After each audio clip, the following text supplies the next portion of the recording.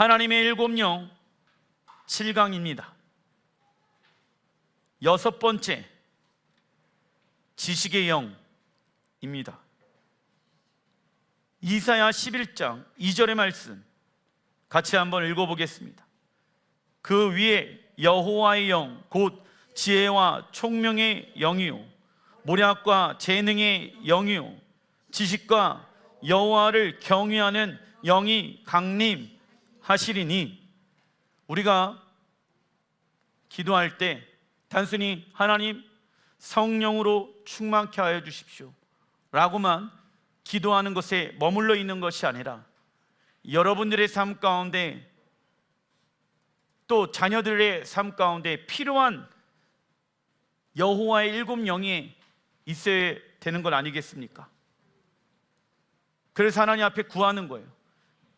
지식의 영으로 충만케 하여 주십시오. 지혜의 영으로 충만케 하여 주십시오. 지식의 히브리 원어는 다트입니다. 다트의 뜻은요, 적어놔 주십시오. 하나님을 경험을 통하여 얻은 지식입니다. 하나님을 경험을 통하여 얻은 지식입니다. 지식의 영을 통하여 하나님의 말씀을 깨달았다라고 하면은 우리는 그 말씀을 적용해야 합니다. 그러면 문자적으로 계신 그 하나님이 살아 역사하시는 것을 우리는 보게 되어질 것입니다. 그래서 지식의 영, 성경 말씀을 읽을 때 하나님, 우리가 이 문자에 기록되어져 있는 하나님의 말씀을 살아있는 하나님의 음성으로 듣게 하여 주십시오.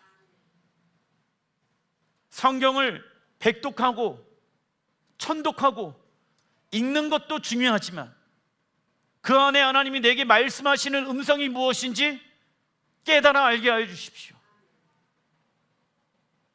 히브리어 다트, 지식은요, 히브리어 야다라는 단어에서 파생되어진 명사이다.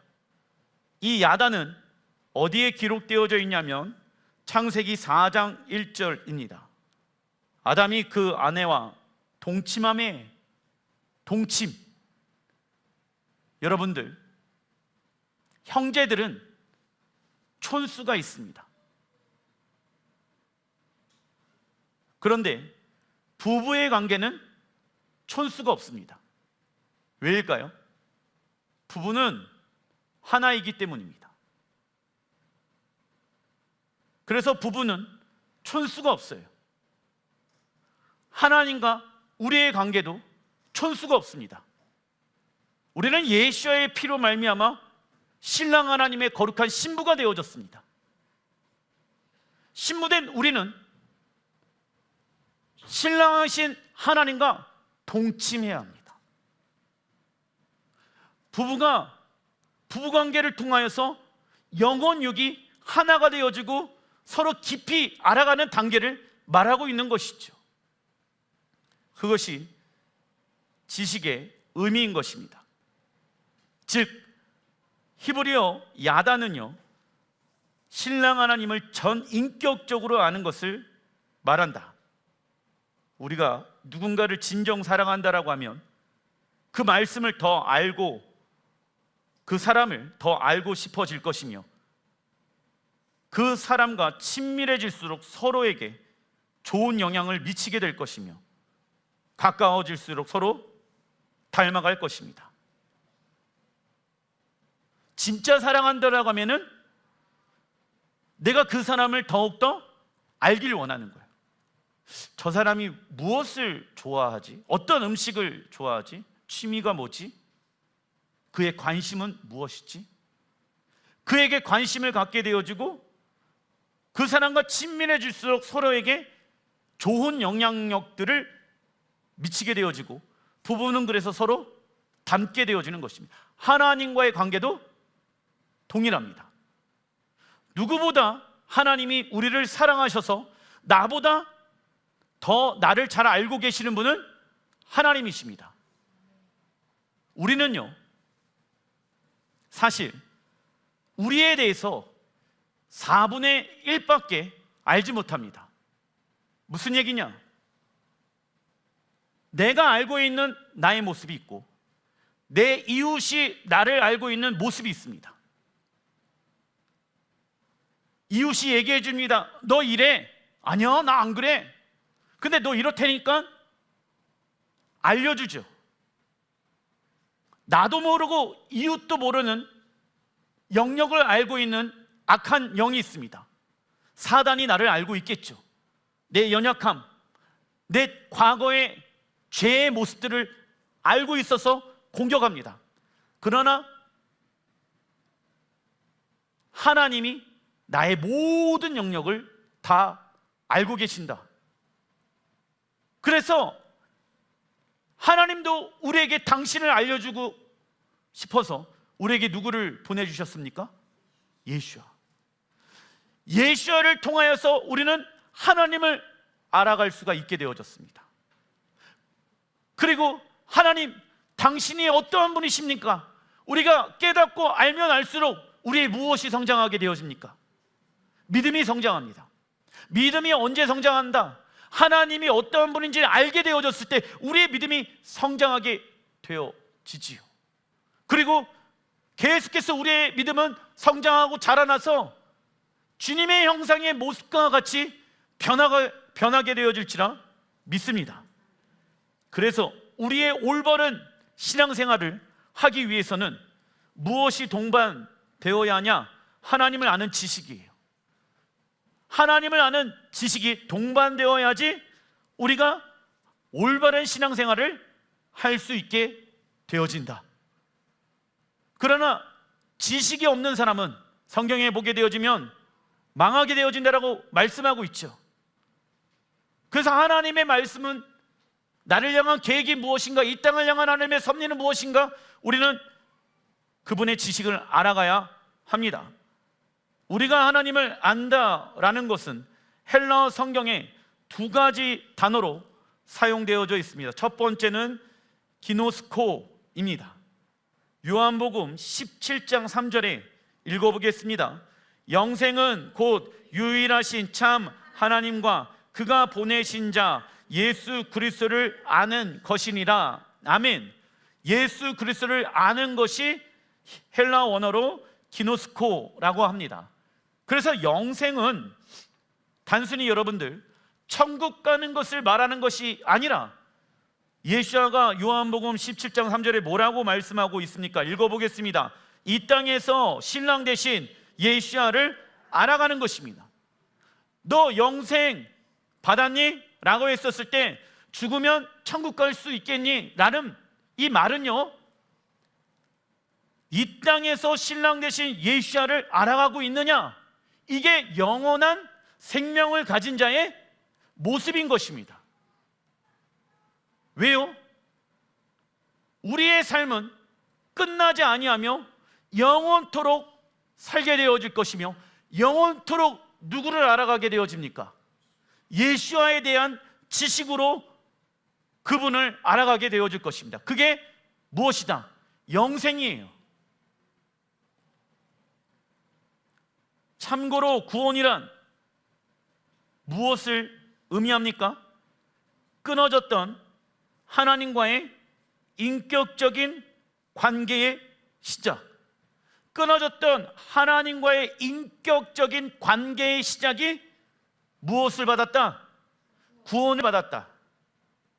그래서 여러분들 구원, 영생, 믿음, 이 모든 것들은요 무엇과 연결되어져 있냐면 하나님을 아는 것과 연결되어져 있습니다. 그래서 계속 말씀드리는 것처럼 단순히 나는 구원을 받았다라는 이 말은요 천국에 들어가는 것만을 의미하는 것이 아니다. 이 땅에서 신랑 예수야를 알아가고, 왜 알아갑니까? 영원토록 그분을 사랑하고 영원토록 그분과 함께 살기 위해서 우리가 이 땅에서 예수야를 믿고 있는 것이기 때문입니다. 그래서 영생은 죽음 이후에 누리는 삶이 아니라 지금 이 순간 예수야와 영원한 관계를 맺는 것이다. 즉 구원받은 이가 이 땅에서 예수야와 영원한 관계를 맺으며 하나님의 형상을 닮아가는 것이 어떠한 삶이라고 말할 수 있습니까?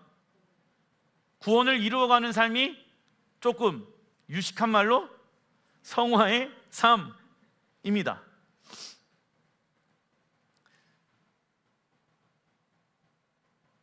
그래서 우리는 성화의 삶을 살아가기 위해서 성령의 9가지의 열매 읽어보겠습니다. 사랑, 기쁨, 화평, 인내, 자비, 양선, 충성, 온유, 절제의 열매를 맺어야 합니다. 왜냐하면 이것이 누구의 성품입니까? 예수와의 하나님의 성품이기 때문에. 우리 안에 맺어진 성령의 9가지의 열매는 이제 우리 자신을 뛰어넘어서 무엇으로 인도할까요? 나만 사랑하는 것이 아니라 이웃 사랑. 이것이 성령의 9가지의 열매를 맺고 있는 사람들의 공통적인 특징이다.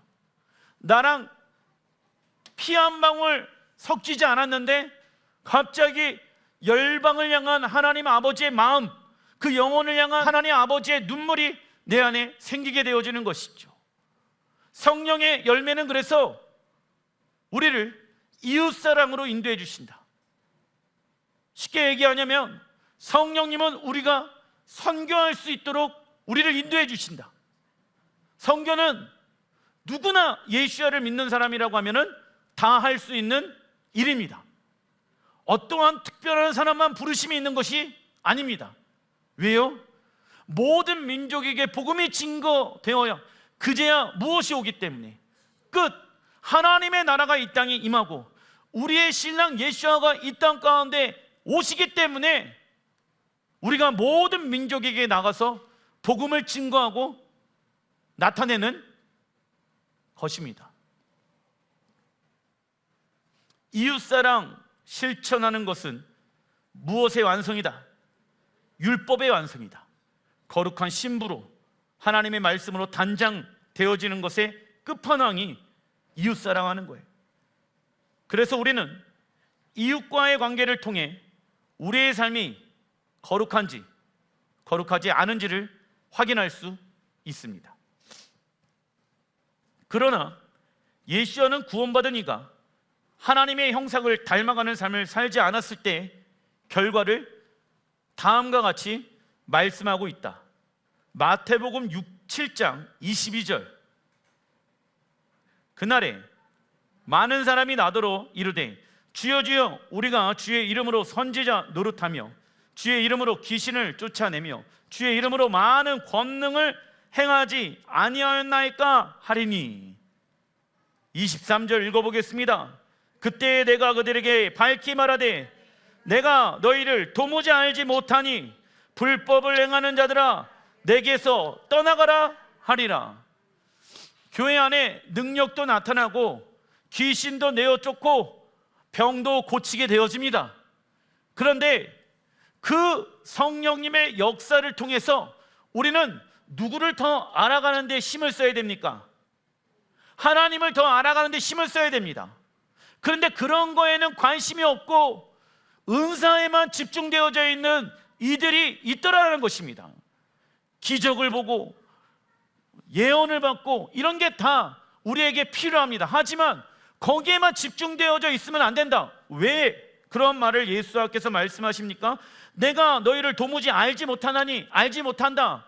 여기에도 기노스코, 너에 대한 지식이 없다.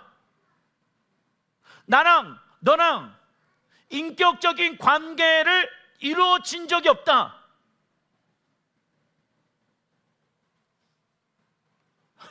이게 무서운 거예요. 너가 예수야의 이름으로 능력을 행하였지만은 나는 너랑 인격적인 관계를 경험한 적이 없었다.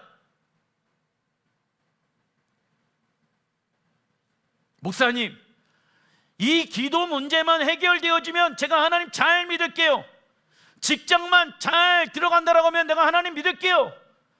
그렇게 기도했더니 하나님이 일하셔서 그 기도 제목을 이뤄내십니다. 그런데 놀라운 건 뭔지 아십니까? 그 이후에 하나님과 인격적인 관계를 맺어야지 우리가 그 이후에 나를 향한 하나님의 계획을 알 수 있게 되어지는데, 인격적인 교제가 없이 그냥 내 기도 응답되어졌으니까 끝! 이것은 불교도 있고요, 이것은 샤머니즘도 있고, 이거는 다른 종교에도 다 있습니다.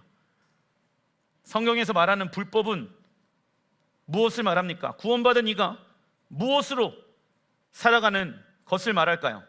세상, 방식. 예수와를 믿고 있는 사람들의 삶의 방식이 있고, 세상, 믿고 있지 아니하는 사람들의 방식이 따로 있습니다.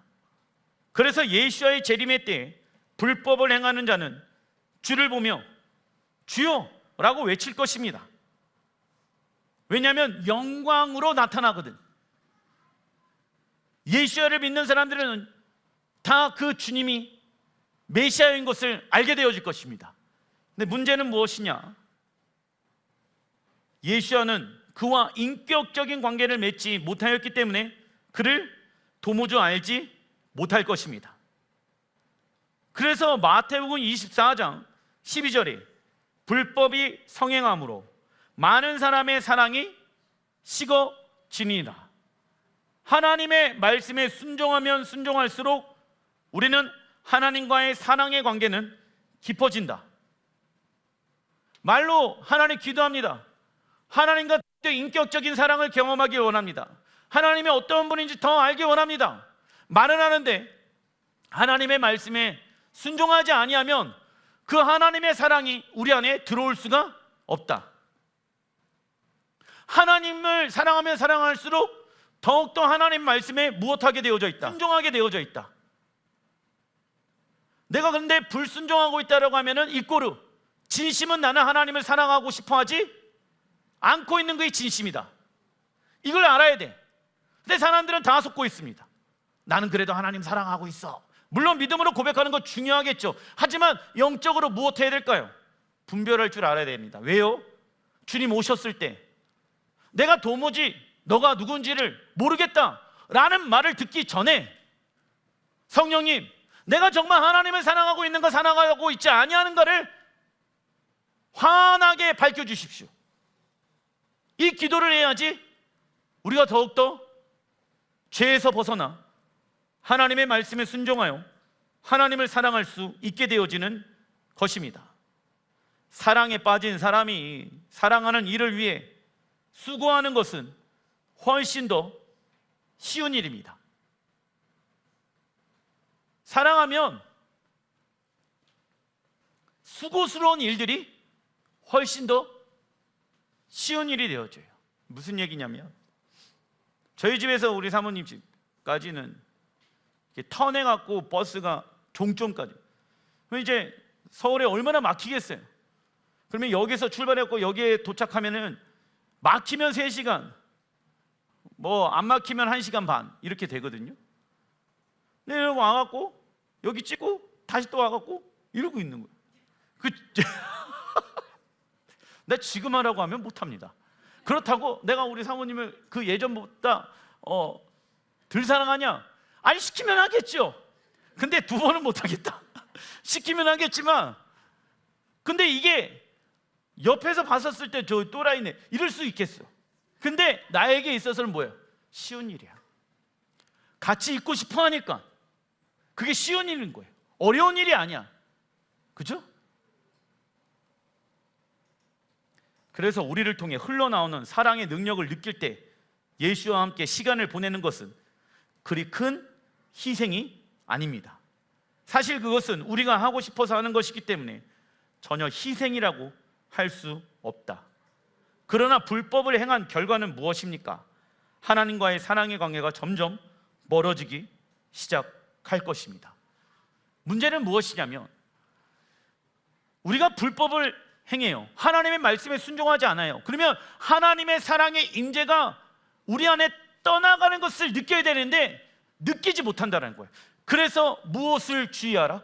신앙생활에 무감각을 주의하라.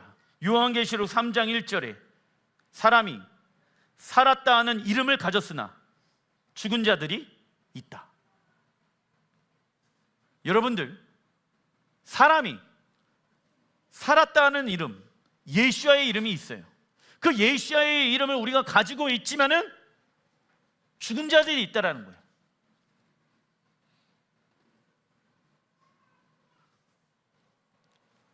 그들은 하나님을 믿고 있지만 하나님과의 지속적인 관계는 갖고 있지 않았다라는 것입니다.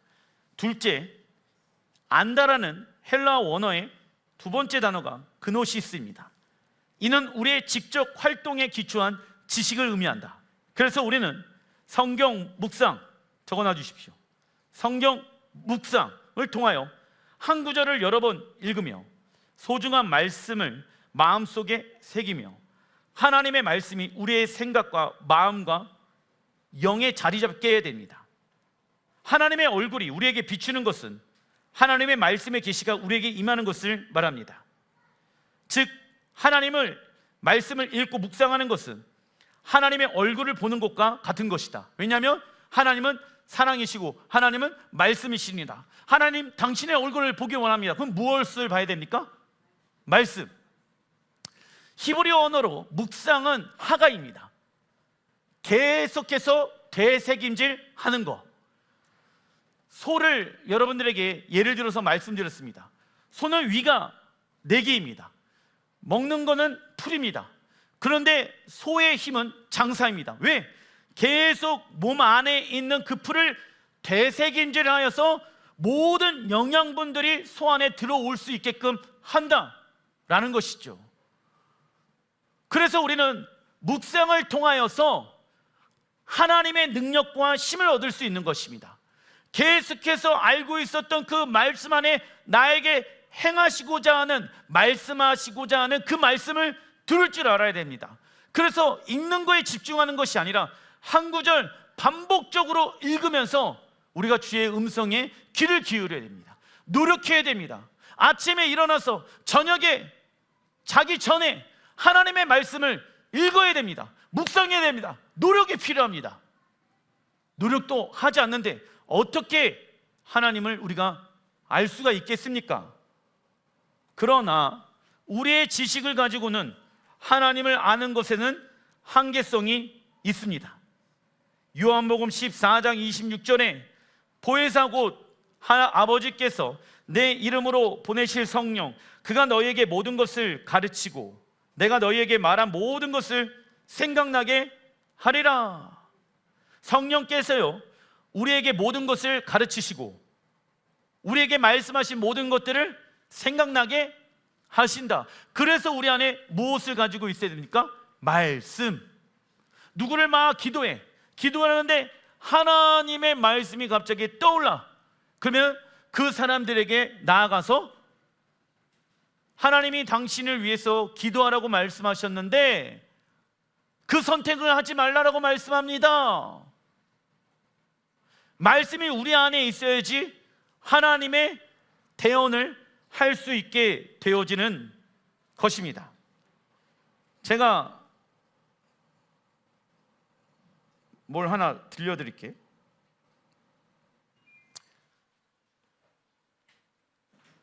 전 세계에서 그 예언 사역하는 분들 중에 가장 뛰어난 예언을 하고 계시는 분이 신디 제이콥스라는 목사님이십니다. 제가 이스라엘에 가게 되어졌을 때 그분이 저에게 예언 기도를 해 주셨는데 이게 한 8년, 7년 전에 예언 기도의 내용입니다. 들어보세요.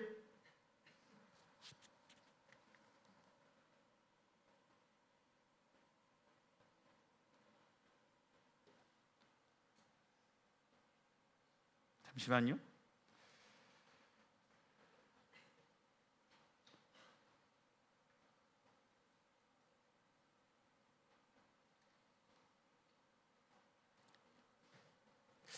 이게 안 틀어질까? 오, 예, 원래는 나와야 되는데 안 나와요. 왜 안 나올까? 예. 제가 왜 이거 들려드리려고 하냐면 The Lord's going to use you with a house of prayer, and I see musicians that are going to be raised up. And the Lord said, "You will find them." And the Lord says, "I see you going to some like remote places where they don't understand the worship and the prayer and the restoration of the tabernacle of David. And God's going to use you to do that." Amen. 이게 무슨 얘기냐면 이걸 제가 이제 예언기도 받을 때 녹음을 해놨거든요. 이게 무슨 얘기냐? 너는 기도의 집을 세울 거야. 근데 그 사람 저를 모릅니다. 그런데 일반 기도의 집이 아니야. 이스라엘을 위한 다윗의 장막을 세울 거야. 그 사람 나 모른다 안다? 몰라. 그때는 뭐 다윗의 장막? 잘 몰랐어요. 그러더니 뒤에 마지막에 하는 얘기가 무슨 얘기냐면 하나님 너에게 말씀하시는데 내게 보여주는 게 있어. 근데 그건 무엇이냐면 너는 지금 유명하지 않은 곳에 있어. 보이지 않는 곳에 있어. 너는 숨겨져 있어.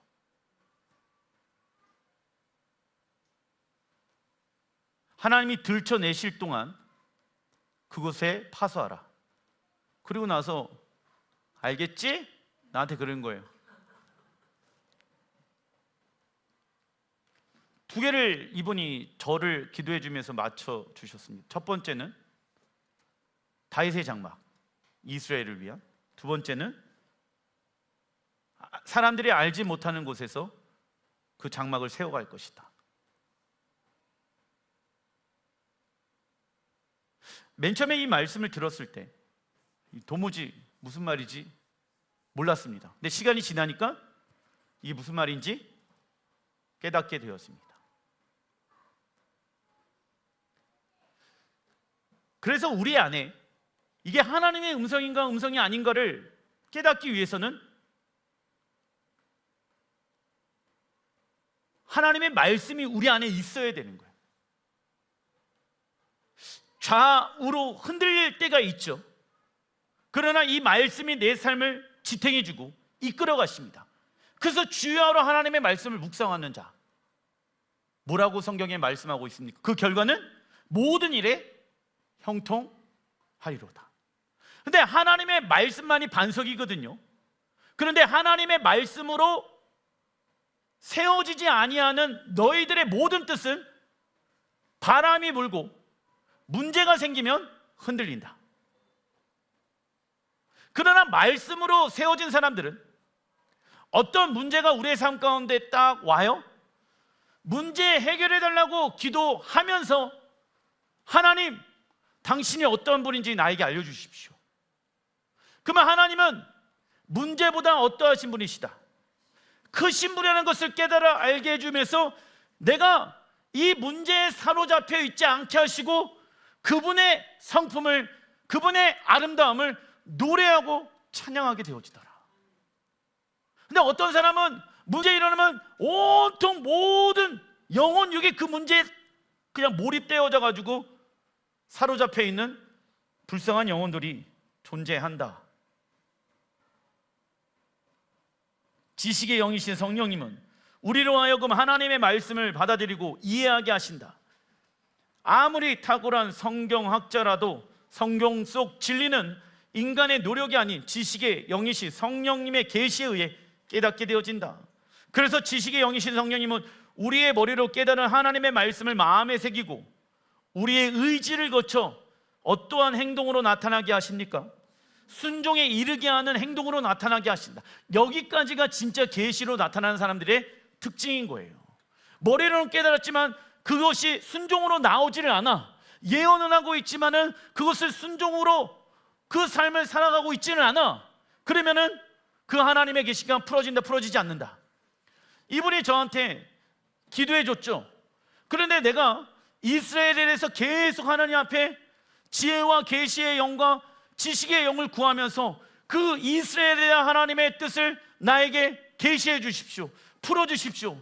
내가 그러지 않았다라고 하면은, 일반 목회로 전향을 했다라고 하면은, 지금 하나님 이분이 예언했던 이 말씀이 나의 말씀이 될 수 있다 없다? 없게 되어지는 거예요. 그리고 안정감은 사람들의 숫자에 있지 않습니다. 교회 통장 잔고에 있지 않습니다. 우리의 안정감은 얼마나 하나님께 우리의 생각과 마음과 뜻을 두느냐에 있게 되어지는 것이다. 돈은 있다가도 없는 거예요. 사람은 있다가도 없는 거예요. 그것에 마음이 흔들리고 빼앗기면 안 된다. 마태복음 22장 29절에 예수께서 대답하여 이르시되 너희가 성경도 문자적인 지식이죠, 하나님의 능력도 체험적인 지식이죠, 알지 못하는 거로 오해하였도다. 오해. 우리가 하나님에 대해서 오해할 때가 언제일까요? 하나님이 어떠한 분인지를 알지 못하게 되어졌을 때 오해해요. 그래서 불순종의 시작은 무엇입니까? 하나님의 성품을, 하나님을 오해하기 시작하게 되어졌을 때 우리가 그분을 신뢰하지 못하니까 불순종하게 되어지는 것입니다. 우리는 하나님의 말씀에 대해서는 잘 알고 있지만 하나님의 말씀의 능력을 체험했는데 있어서 부족한 경우가 있습니다. 반대로 하나님의 말씀의 능력을 체험을 하였지만 하나님의 말씀에 대해서는 이해하지 못할 때가 종종 있지요. 그러나 교회는 문자적인 지식과 체험적인 지식을 같이 가지고 있어야 합니다. 이게 무슨 얘기냐? 장로교에서는요, 성령의 역사는 초대교회 때 끝났다라는 게 그들의 주장입니다. 그런데 하나님의 말씀이 초대교회에 끝났다라고 하면은 그 말씀이 살아 움직입니까? 살아 움직이지 못합니까? 움직이지 못했던 거예요. 그런데 그 초대교회의 역사는 지금 이 시간에도 동일하게 역사하고 계십니다. 이걸 믿어야 된다는 것입니다. 고린도전서 2장 10절에 오직 하나님이 성령으로 이것을 우리에게 보이셨으니 성령은 모든 것 곧 하나님의 깊은 것까지도 통달하시니라. 지식의 영이신 성령님은 하나님의 깊은 것, 이건 무엇을 말씀하냐? 하나님의 아름다우심. 하나님의 아름다우심은 다른 말로 하나님의 성품을 의미한다. 하나님에 대한 작은 지식 하나만으로도 우리의 마음은 영원히 흥분되어지고 사로잡히게 될 것입니다. 그래서 하나님의 아름다우심은 강력한 힘을 가지고 있으며 이는 우리의 마음을 강건하게 하며 우리의 마음을 정복합니다. 그래서 에베소서 3장 18절에 읽어보겠습니다. 능히 모든 성도와 함께 지식이 넘치는 그리스도의 사랑을 알고 그 너비와 길이와 높이와 깊이가 어떠함을 깨달아 하나님의 모든 충만하신 것으로 너에게 충만하게 하시기를 구하노라. 아멘. 자, 모든 성도들이 지식의 영이신 성령님을 통하여 무엇을 알고? 그리스도 예수와에 대한 사랑을 알아야 된다. 그 사랑은 너비와 길이와 높이와 깊이가 제한이 있다 없다? 없다. 그래서 말씀하시는 거예요. 그리스도를 알아가는 그 지식의 사랑으로 충만하라. 왜요? 너희는 하나님의 나라에 들어가게 되어지면 그분의 사랑으로 영원까지, 영원이라는 시간의 끝은 없지만 영원부터 영원까지 그분을 사랑하고 그분을 알아가게 되어질 것이다. 그분의 사랑은 끝이 없다. 그분의 깊이와 넓이와 높이와 넓이에 대해서 깨달아 알아가라.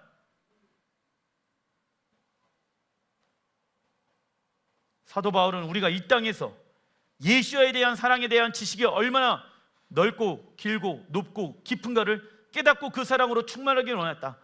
왜냐하면 디모데전서 6장 16절에 오직 그에게만 죽지 아니함이 있고 가까이 가지 못할 빛에 거하시고 아무 사람도 보지 못하였고 또 볼 수 없는 자신이 그에게 존귀와 영원한 능력을 돌릴지어다. 아멘. 자, 보세요.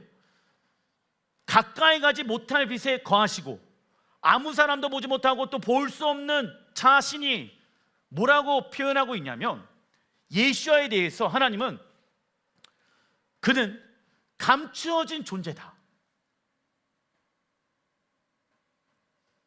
감추어졌대. 이게 무슨 말이냐면,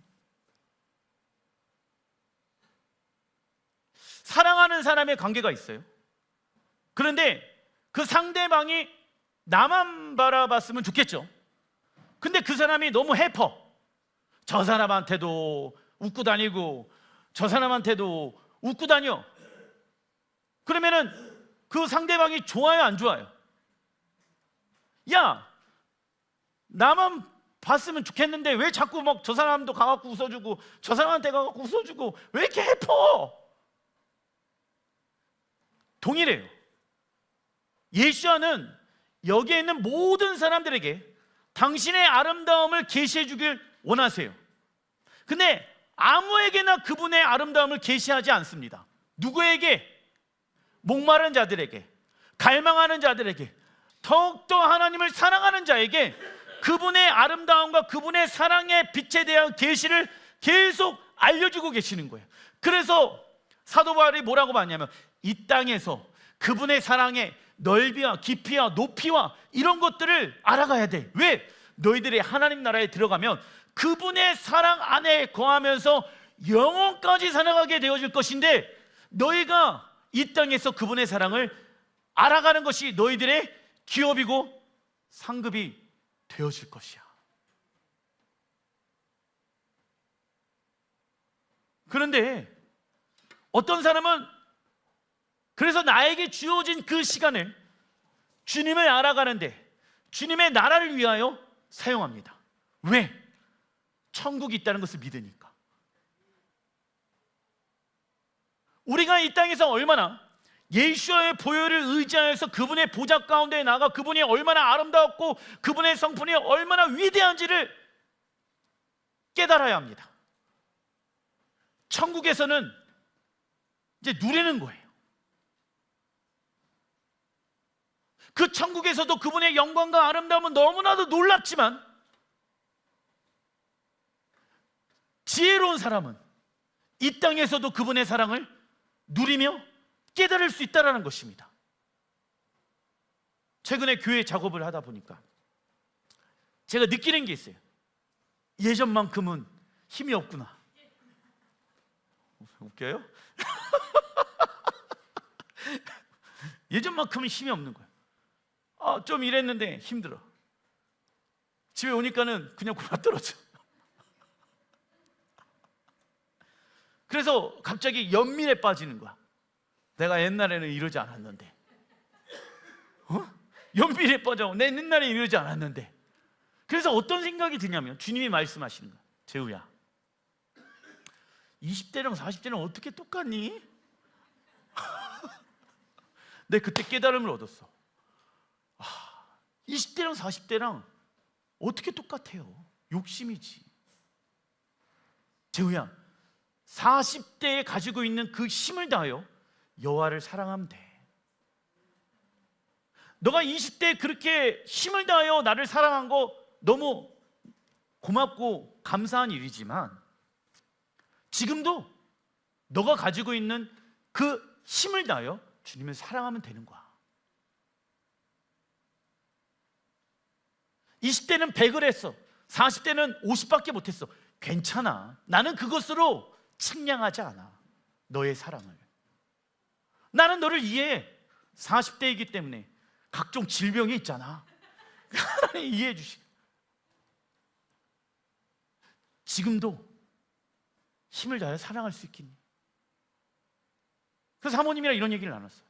내가 20대에 뻘짓 안 하고 주님을 사랑하고 주님의 나라를 위해서 헌신한 게 얼마나 감사하고 얼마나 귀한지. 사실 20대 내가 주님을 섬겼던 모습을 돌이켜보면요, 잘한 것보다 못한 게 훨씬 더 많아요. 내 의의가 너무 많았었어, 20대. 근데 그 의로움으로 했단 말이야. 그런데 주님 말씀하시, 너가 가장 젊을 때, 가장 아름다울 때 나를 위해 헌신해줘서 고맙다. 그래서 우리는 주님 앞에 서는 그날까지 힘을 다하여 여호와를 사랑해야 합니다. 왜? 그분의 사랑은요, 끝이 있다 없다.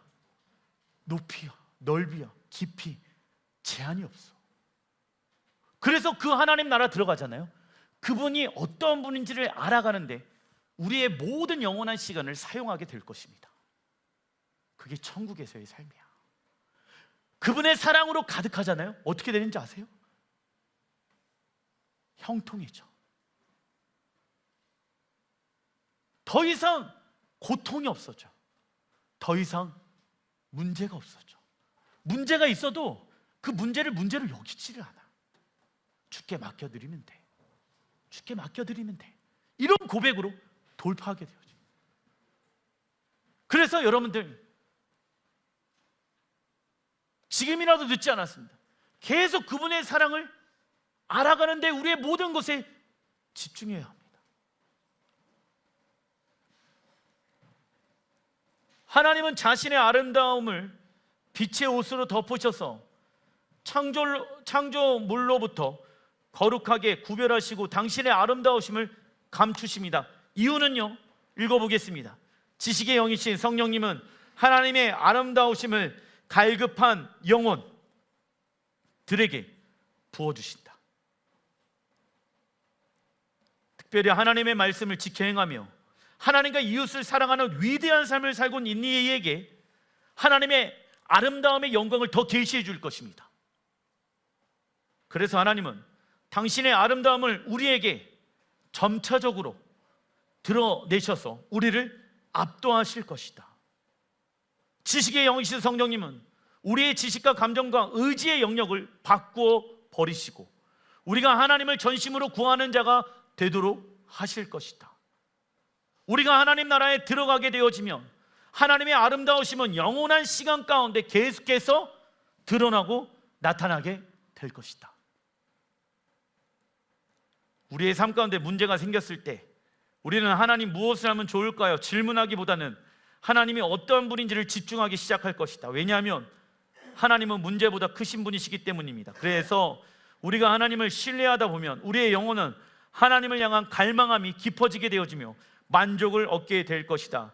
지식의 영이신 성령님은 하나님이 우리를 얼마나 사랑하는지를 계시해 주심으로 우리는 우리가 누구인지를 알게 되어집니다. 우리의 정체성은 무엇입니까? 읽어보겠습니다. 하나님은 나를 사랑하시고 나는 하나님을 사랑합니다. 그러므로 나는 성공한 자입니다. 우리를 향한 하나님의 사랑을 믿는 믿음의 정도에 따라 자신에 대한 느낌, 삶에 대한 접근 방법, 타인과 소통하는 태도, 그리고 난관이나 어려움을 대하는 자세가 결정되어진다. 이때 정체성이 흔들리면 된다, 안 된다? 우리에 대한 하나님의 사랑을 아는 지식 위에 우리의 정체성과 가치관이 뿌리 내리고 그 털을 잡는 것을 말합니다. 다음은 우리가 지식의 영으로 충만하기 위해 해야 할 것이 무엇인지 알아보겠습니다. 단락 2번 잠언서 1장 7절 읽어보겠습니다. 여호와를 경외하는 것이 지식의 근본이거늘 미련한 자는 지혜와 훈계를 멸시하느니라. 아멘. 여호와를 경외하는 것이 우리 지식의 근본입니다. 시작이다.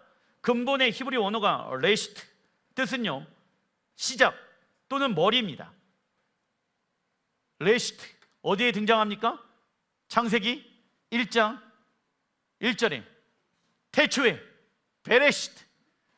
베는 무엇을 말합니까? 페이트, 집을 말하고, 레시트는 시작, 머리.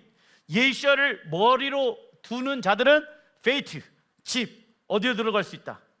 하나님의 집으로 들어갈 수 있다. 이게 베레시트, 창세기의 뜻 아니겠습니까? 근본의 히브리 언어가 레시트, 시작, 머리를 뜻하고 있다. 우리의 지식을 통하여 신랑 하나님을 전 인격적으로 경험하는 것의 첫 시작은 하나님을 경외하는 것. 우리 지식의 첫 번째는 무엇이 되어야 된다? 하나님을 경외하는 것이 되어야 한다. 이게 우리의 지식의 두 번째, 세 번째, 돼서는 된다, 안 된다? 첫 번째가 되어야 한다. 아이들에게 한글을 가르치는 것도 중요하겠지만 하나님을 경외하라. 하나님을 경외하는 것들 중에 여러 가지의 방법들이 있죠. 11조, 예배, 기도생활, 묵상, 이런 것들을 빠지지 않게 하라. 그런데 미련한 자는 지혜와 훈계를 멸시해. 엄마나 하세요, 아빠나 하세요. 미련한 자는 하나님의 지혜와 훈계를 멸시한다. 멸시의 히브리 원어를 보니까 에빌, 뜻은요 두껍다 입니다. 마음이 두꺼운 상태, 그걸 성경에서 굳은 마음이라고 말해요. 그런데 너희는 굳은 마음을 제거하라. 부드러운 마음을 가져라. 하나님이 말씀하시면 아멘 하고 말을 선포하라. 그게 어떠한 사람이다? 지식이 있는 사람들의 모습이다. 멸시의 의미는 지식, 감정, 의지의 영역이 예민하지 않음을 의미합니다. 창세기 3장 6절에 여자가 선악을 알게 하는 지식의 나무 나와 있죠? 지식의 나무, 본즉 먹음직하고 보암직하고 지혜롭게 할 만큼 탐스럽기도 한 나무인지라. 세상의 가치, 생각, 뜻은 어디에서부터 시작되어졌습니까? 아담과 하와가 선악을 알게 하는 지식의 나무의 열매를 먹음으로 시작되어졌다. 선악을 알게 하는 지식의 나무의 열매는 무엇으로 만들어져 있습니까? 읽어보겠습니다. 하나님 말씀에 대한 불순종과 자기 기준과 판단 등으로 만들어져 있다. 그래서 우리는 생명나무의 열매를 먹어야 돼. 그 생명나무의 열매는 영원한 생명을 주고 하나님이 어떠한 분인지 알게 하는 지식의 영으로 충만합니다. 근데 선악을 알게 하는 지식의 나무의 열매를 먹잖아요. 그 지식이 무엇을 말합니까? 야, 네가 주인된 삶을 살아가. 네가 옳고 그름을 판단해. 네 경험을 의지해. 하나님 말씀보다 사람들의 말을 의지해. 따라가. 그 지식의 나무의 열매를 먹으면 어떻게 되어질까요? 그때부터 각자 자기의 나름의 지식과 기준을 가지고 잘못된 생각, 가치, 뜻을 선택하며 살아가게 됩니다. 그 결과 이 땅은 음란과 더러움과 시기와 질투 등으로 가득 채워지게 되어집니다. 그리고 이 열매를 보았을 때 먹음직스러운 것은 무엇을 말합니까? 육신의 정욕. 육신의 정욕은 무엇을 의미합니까? 마음대로 살고 싶은 욕망. 보암직스러운 것은 무엇을 의미합니까? 안목의 정욕. 이 안목의 정욕은 무엇을 말합니까? 갖고 싶은 것에 눈과 마음이 빼앗기는 것. 지혜로워 보이는 것은 무엇을 말하냐? 이생의 자랑. 이생의 자랑은 무엇을 말하고 있는 것입니까? 가지고 있는 것을 자랑하고 싶은 마음입니다. 결국 이 모든 것들은 세상으로부터 온 것이며 우리는 이 세상 안에서 살고 있기에 우리의 힘으로는 사단에게서 벗어날 수 없는 상태였죠. 그러나 고린도전서 1장 30절에 너희는 하나님으로부터 나서 그리스도 예수 안에 있고 예수는 하나님으로부터 나와서 우리에게 지혜와 의로움과 거룩함과 구원함이 되셨나니. 이 세상에서 우리를 건져내신 분이 누구이십니까? 예수야이십니다. 그래서 우리는 세상을 창조하신 하나님의 지혜와 예수야에 대한 믿는 믿음을 가지고 육신의 정욕, 안목의 정욕, 이생의 자랑을 정복할 수 있다. 하지만 우리의 생각과 세상의 가르침이 우리 안에 강해지고 있다라고 하면 우리는 무엇을 먹고 있다라는 증거가 되어줄 수 있습니까? 선악을 알게 하는 지식의 나무의 열매를 먹고 있다는 증거인 것입니다. 내 생각이 강해요. 내 뜻이 강해요. 내 감정이 더 중요해요. 이 사람들은요 지금 무엇을 하고 있습니까? 선악을 알게 하는 지식의 나무의 열매를 먹고 있는 것이다. 다음은 마지막 시대에 살고 있는 이가 지식의 영으로 충만해야 하는 이유에 대해서 알아보겠습니다. 고린도전서 2장 14절에 읽어보겠습니다.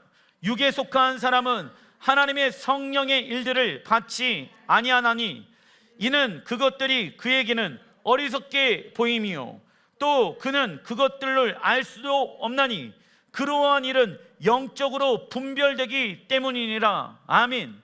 육에 속한 사람은 무엇을 받아들이기가 어렵습니까? 하나님의 성령의 일들. 그래서 육에 속한 사람들은 영의 일들을 하고 있는 사람들을 바라보게 되어지면 무엇으로 여깁니까? 어리석은 자로 보이는 거예요. 근데 사실 누가 어리석은 자입니까? 육에 의해 살아가는 자.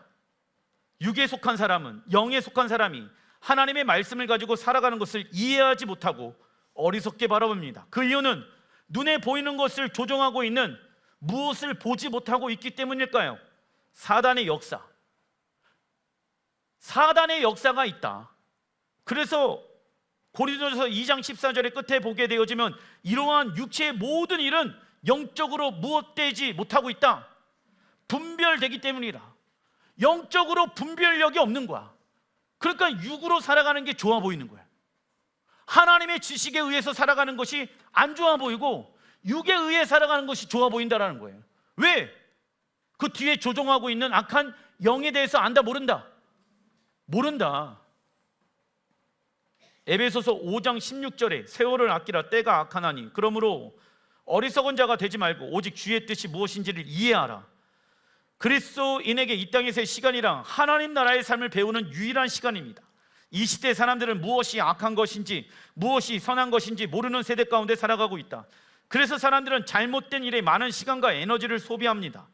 그러나 우리는 세월을 아껴 주님이 원하시는 삶을 이 땅에 살아가는 자가 되어야 합니다.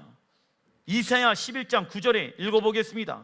물이 바다를 덮음같이 여호와를 아는 지식이 세상에 충만할 것임이니라. 아멘. 여호와의 지식이 세상에 충만해진대. 왜요? 이 땅에 하나님의 나라가 임하잖아요. 그러면 그 하나님의 나라가 임하고 나서 시온에서 우리 예수님께서 무엇을 선포하십니까? 토라를 열방 가운데 선포하시는 거야. 왜? 모든 나라들은 다 없어지고 하나님의 나라로 통합되어집니다. 모든 나라들의 법들은 사라지고 하나님의 법만이 이 땅을 통치하고 다스리게 되어질 것입니다. 그게 물이 바다를 덮은 것이 여호와를 아는 지식이 세상에 충만할 것입니다. 그리고 그분의 말씀에 의해 모든 열방의 사람들이 살아가게 되어지는데 그 사람들은 진리가 너희를 자유케 하리라. 참된 무엇을 경험합니까? 자유를 경험해요. 세상에서 경험할 수 없는 그 자유를 하나님의 법 안에서 경험하게 되어진다는 것입니다. 따라해 주십시오. 하나님의 말씀이 우리에게 자유를 준다. 그분의 지식이 온 세상 가운데 덮어지게 되어질 때가 온다. 그래서 우리는 마지막 때 지식의 영으로 충만해야 되는 거예요. 하나님을 아는 지식으로 살아가야 돼. 왜요? 하나님이 예수야를 이 땅 가운데 보내시게 되어졌을 때 우리는 예수와 함께 왕의 역할을 감당한다. 그 왕은요, 무슨 지식으로? 하나님을 아는 지식으로, 하나님의 말씀으로. 그 지식은 내가 머리로만 알고 있는 지식이 아니야. 삶으로 적용하고 묵상하고 내가 영적 전쟁에서 얻게 되어지는 그 하나님의 살아있는 말씀으로 우리는 열방을 통치하고 다스리게 될 것입니다. 그때가 온다. 우리는 그 날을 위해 이 땅에서 살아간다. 제발 부탁입니다. 이 땅에서 잘 먹으면 얼마나 잘 먹겠습니까? 또 못 먹으면 얼마나 못 먹겠습니까? 넓은 집, 뭐 작은 집, 좋은 차, 좋은 집. 우리가 거기에 우리의 마음을 빼앗겨서는 안 됩니다. 하나님 나라의 마음을 빼앗겨야 돼. 왜? 그게 영원토록 남기 때문에. 없어지는 이 세상 나라를 쫓아가는 자가 아니라 영원한 나라를 위해 살아가는 자가 되시길 주의 이름으로 축원드립니다. 예수와께서 이 땅에 다시 오실 때는 적어놔 주십시오. 영적 진리, 토라이죠. 영적 진리가 전 세계 가운데 제공될 것입니다. 그리고 이 땅에 임한 하나님 나라는 토라에 의해 운영되어지고 다스리게 될 것이며 모든 이들이 진리를 통하여 자유케 될 것입니다. 그리고 이 땅의 경제, 정치, 문화, 자연계의 모든 영역들은 에덴 동산의 모습으로 회복되어질 것입니다. 이 날의 이름이 언제다? 만민절, 장막절이에요. 왜? 열방에 있는 영혼들이 시온에 들어와서 예수님께서 선포하시는 토라를 듣게 되어질 것입니다. 여러분들 생각해 보세요. 전 세계의 가장 강력한 리더십을 가지고 있는 트럼프 대통령, 그가 잘못된 정치의 발언으로 인해 얼마나 많은 나라 사람들이 피해를 보고 있습니까? 사람이 만들어 놓은 그 정치는요, 법은요, 무엇이 있다? 한계성이 있다. 우리는 이 날을 위하여 지식의 영이신 성령님을 통하여 하나님을 더욱더 알아가고 겸손하고 온유한 모습으로 예수야를 따라가야 합니다. 이러한 삶을 살아가는 자는 하나님의 아름다움을 보게 될 것입니다. 기도하겠습니다.